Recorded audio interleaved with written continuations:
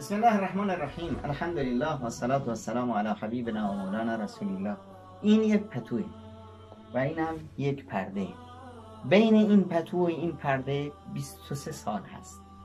پیامبر اکرم صلی الله علیه و سلم وقتی که وحی بر پیامبر نازل شد، از غار حرا که می اومد وحشت زده شده بود، اومد پیش ام مؤمنان خدیجه کبرا و فرمود دثرونی دثرونی زملونی زملونی، سوره یا ایها المزمل یا ایها المدثر، منو بپوشونید و میلرزید از شدت وحشتی که کرده بود.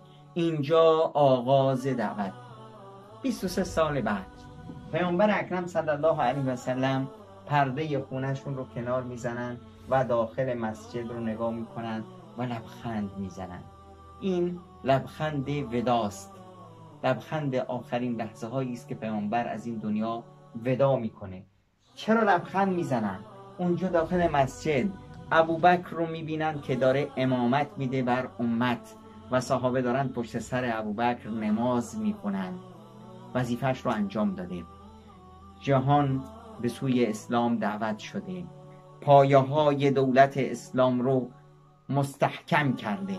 3 میلیون کیلومتر مربع الان در زیر سلطه دولت اسلام هستند و در زیر ارزش‌های ایمانی و دعوت توحید دارن زندگی میکنن. پیامبر موفق شده.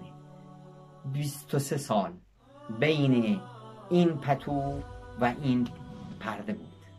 23 سال جهاد، 23 سال همه نهادینه کردن ارزش ها، 23 سال عرق ریختن، ثمره 23 سال جهاد و عرق و سختی و دربدری و هجرت و تغییر آفرینی در جامعه این هست که پیامبر اکرم صلی الله علیه وسلم لبخند میزنه. وقتی از این دنیا میره نشان مرد مؤمن با تو بیم که چون مرگش آید تبسم بر لب اوست. آیا وقتی که ما از این دنیا رخت برمی‌بندیم ما هم لبخند میزنیم؟ آیا وقتی که از این دنیا میخوایم بریم، بیماری اومده، ملک الموت اومده، یک پرده رو کنار میزنیم و نگاه میکنیم به زندگیمون که پشت سر رها کردیم؟ چی میبینیم؟ آیا چیزی که میبینیم اون چیزی است که میتونیم بهش افتخار بکنیم و لبخند بزنیم و بگیم ای ملک الموت بریم که رفتیم، ما از این دنیا شاد میریم چون که یک کارنامه خوبی داریم؟